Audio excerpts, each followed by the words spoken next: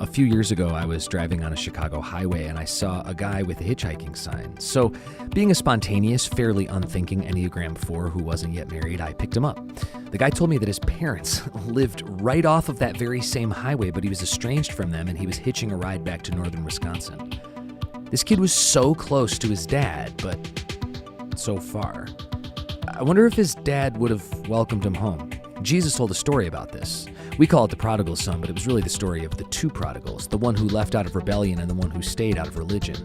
One thought he was God, one thought you had to obey perfectly to get God's approval. The rebel son left home for pleasure and ended up, like my dad says, living like a pig until he was eating with the pigs. He decided to go home, even though he thought his dad would be too mad to welcome him back into the family. But his dad was watching for him, and his dad ran to him. Jesus, who told this story, knew his own Father in heaven better than anyone.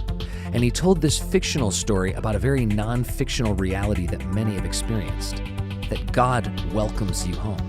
If you've rebelled, if you've run, if you've doubted, if you've given up on your faith, if you've tried sin for a season and like many in history found it lacking, and you're longing for home, don't let fear keep you from returning.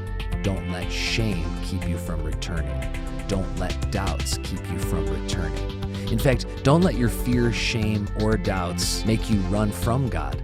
Let them make you run to God, because God will run to you, because God always welcomes his children home. The father in Jesus' story put a ring on his finger and a coat on his back and some meat on the grill. When you come home, God throws a party. Wonder if anyone is watching this randomly and you're far from God. Man, I don't think a 2-minute video is going to change your mind, but I hope that you will take this as the truth and know that God will always welcome you home. And that is an awesome thing about God. Do you believe it?